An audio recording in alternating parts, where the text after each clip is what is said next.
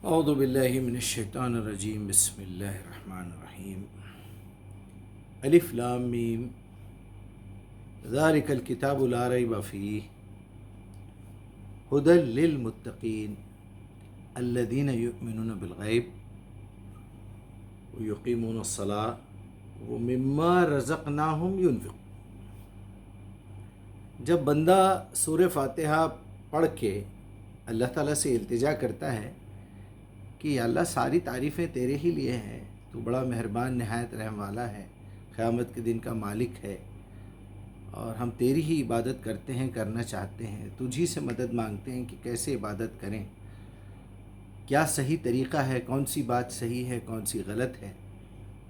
تو ہمیں ایسی بات سمجھانا، اہدنا الصراط المستقیم صراط الذین انعمت علیہم، جس راستے پہ چل کے لوگ جو ہے تیرے انعام کے مستحق ہوئے، استقامت کے ساتھ رہے، اور استقامت والا راستہ مجھے دکھائیے، غیر المغضوب، جو جس پہ غضب ہوا اور جو راستے پہ آ کے بہک گئے، ولا الضالین، ایسے لوگوں کا راستہ، ایسی لوگوں کی سمجھ مجھے نہیں چاہیے۔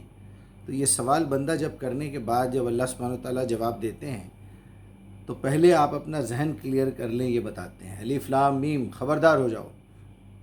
سمپل لاجک ہے یہ الف لام میم، جہاں بھی حروف مقطعات آئے آپ سمجھ لیجئے اس کے فوری بعد 14 مقامات پہ ہے پوری قرآن میں، بہت بڑی بات پیش کرنے والے ہیں اللہ سبحانہ وتعالیٰ۔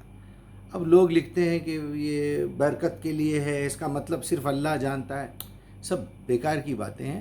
عربوں کا یہ طریقہ رہا ہے، جب کسی کو اپنی طرف متوجہ کرنا ہو تو ہلو ہلو ہلو ہلو کا کوئی معنی نہیں ہے، ٹرنگ ٹرنگ کا کوئی معنی نہیں ہے، یہ آپ کو الرٹ کرنے کے لیے ایک کوشن ہے۔ وہی کوشن اللہ نے استعمال کیا، زبردستی قرآن کو مشکل کرنے کی باتیں، یہ سب صوفیزم، گھما کے رکھو۔ اللہ بہت آسان، بہت سمپل سمجھنے آنے والی ہستی ہے۔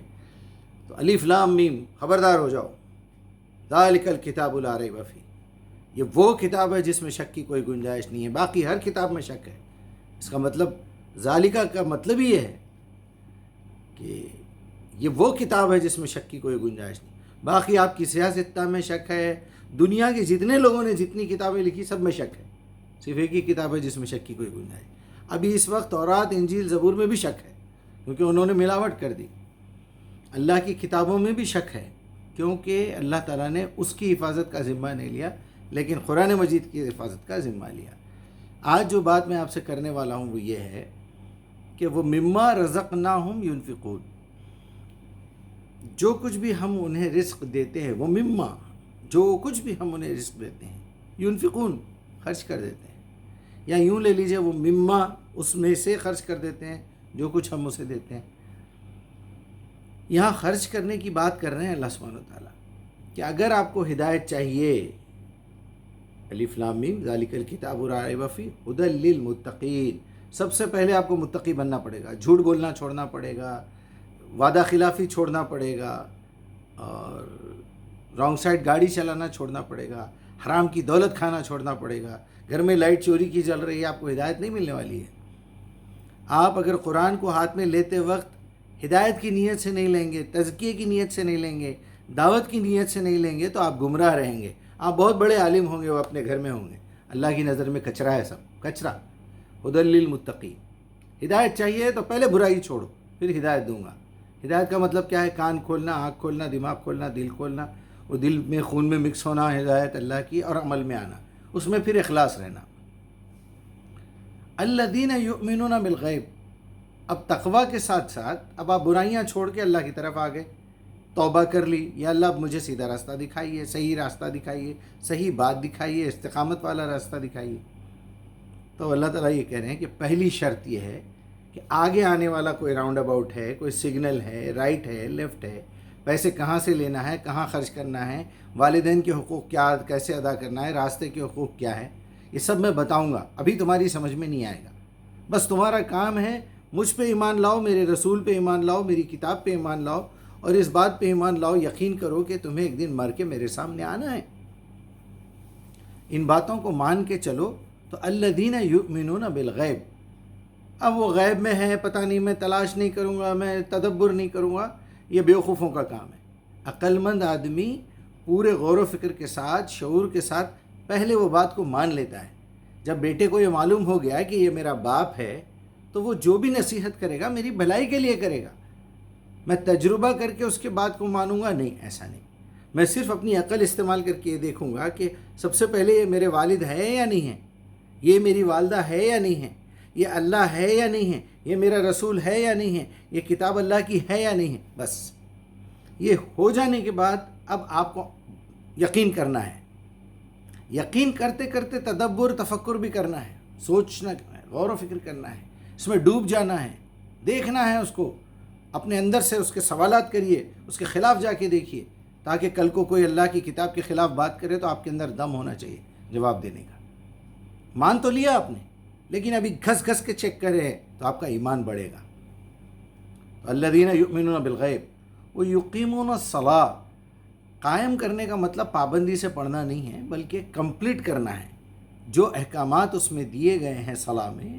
ان اللہ و ملائکتہ یصلون علی النبی، اللہ اپنے فرشتوں کے ذریعے سے نبی پر قرآن بھیج رہا ہے۔ یا ایھا الذین آمنو، ایمان والو تم بھی قرآن پڑھو، وسلموا تسلیمات، اور اس میں لکھی ہوئی فرما برداریاں سبمٹ کرو لا کے، یہ مطلب ہے اس کا۔ اللہم صلی علی محمد، اب آپ ہی جو ہے فالو کر لیجئے محمد کو، میں تو نہیں کر سکتا بول رہے ہیں ہمارے لوگ۔ چلیے آگے بڑھتے ہیں۔ الذین یؤمنون بالغیب ویقیمون الصلاۃ، اللہ تعالیٰ نے جو قرآن میں احکامات دیے ہیں وہ اپنی زندگی میں قائم کر کے دکھاؤ، یعنی اب کنٹینیو قرآن کو پڑھتے جاؤ، سمجھتے جاؤ، باڈی ایکسرسائز کے ساتھ، اسے صلاح کہتے ہیں۔ صرف سمجھ کے پڑھ رہے ہیں بیٹھ کے تو تلاوت کہتے ہیں، بغیر سمجھے کے پڑھ رہے ہیں جیسا کہ تراویحوں میں اور نمازوں میں ہم لوگ پڑھتے ہیں، اسے صرف قرات کہتے ہیں۔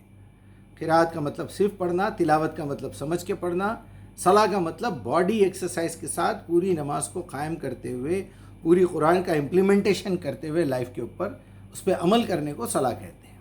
اب یہاں سمجھ لیجئے، سب سے پہلے کیا ہے؟ ھدی للمتقین الذین یؤمنون بالغیب ویقیمون الصلاۃ ومما رزقناہم ینفقون، اور جو کچھ بھی دولت، رزق، کھانا، کپڑے، صلاحیتیں، اولاد، یہ سب اللہ کی راہ میں خرچ کرتے ہیں، اللہ کے بتائے ہوئے طریقے پہ۔ خرچ کرنے پہ میں تھوڑا سا آج بولنا چاہ رہا تھا، آپ صرف خرچ کرنا سوچ لیجئے، یہ آپ کے ذمے دے دیا اللہ تعالیٰ نے، کمانا آپ کے ذمے نہیں ہے۔ اچھے اچھے قابل ترین لوگ جوتیاں چٹخارتے پھر رہے ہیں فائلیں لے کے، دبئی میں، امریکہ میں، یہاں قطر میں، حیدرآباد میں، انڈیا میں، بامبے میں۔ رزق کا ملنا یہ اللہ کی طرف سے ہے۔ اب ایک شخص کروڑ پتی کے گھر میں پیدا ہو گیا، کیا وہ محنت کر کے کما رہا ہے؟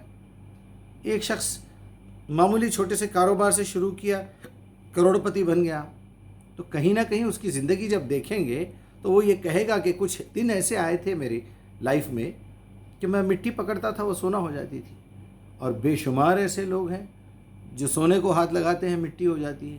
تو یہ جو دینے کا ڈپارٹمنٹ ہے یہ اللہ کا ہے، اگر آپ اس کے پیچھے اپنا وقت برباد کریں گے تو آپ سے بڑا بیوقوف کوئی نہیں ہے۔ پھر آپ کا کام ہے خرچ کرنے کی طرف کانسنٹریٹ کرنا، کمانا تو آپ کو فجر کی اذان سے، فجر کی نماز کے بعد سے ظہر کی اذان تک آپ کام کر لیجئے، جتنا کچھ دینا ہے اللہ دے گا، ضرور دے گا، وہ 7-8 گھنٹے کا ہی جاب ہے آپ کا، بس اس میں سمپلی کوشش کیجئے، برڈن مت ڈالیے اپنی دماغ پہ، لگے ہوئے ہیں، لیپ ٹاپ ہیں، ہزاروں کیلکولیٹرز ہیں، رات دن بھاگ رہے ہیں، کچھ ہونے والا نہیں ہے، آخری میں ٹائم فش۔ اب خرچ کرنے کی ذمہ داری آپ کی ہے۔ دنیا کا ایسا کوئی آدمی آپ نہیں بتا سکتے میرے کو جو ایک گارنٹی دے کہ میں پورے اپنی تنخواہ اور اپنی آمدنی صحیح جگہ خرچ کیا ہوں۔ اب آپ چیریٹی کرتے جائیے، اپنی ذمہ داریاں نبھاتے جائیے، اپنے بیوی بچوں کو، اپنے گھر والوں کو، مسافروں کو، دین کے کام کے لیے سب خرچہ کرتے جائیے۔ پیسے کہاں سے لانا ہے یہ اللہ کا کام ہے۔ آپ دیکھیے، سمپل مثال میں دینا چاہ رہا تھا، آج میرے بیٹوں نے مجھے پیسے دے دیے، بولے بابا ہم بھی جو چیریٹی کرنا چاہ رہے ہیں، لیکن اپنے باپ کو پیسے دیں گے، اس سے بڑی چیریٹی اور کیا ہو سکتی ہے؟ پھر آپ خود آگے جا کے چیریٹی کر رہے ہیں، تو اب ہماری نیت تو ڈبل ہو گئی، باپ کا حق بھی ادا کر رہے ہیں، چیریٹی بھی کر رہے ہیں۔ اب وہی پیسہ جو میرے پاس آیا، میرے بچے کو اجر ملا، میں نے غریبوں کو دیا، وہ اجر بھی مجھے ملا، پیسہ تو وہی ہے، اب وہ غریب آدمی کسی اور کو دے گا، اس کو بھی اجر ملے گا۔ اسی کے ساتھ یہ بڑی ٹیکنیکل بات ہے، اگر آپ یہ سمجھ لیے تو بہت کامیاب ہوں گے، بہت کامیاب ہوں گے۔ السلام علیکم ورحمۃ اللہ وبرکاتہ۔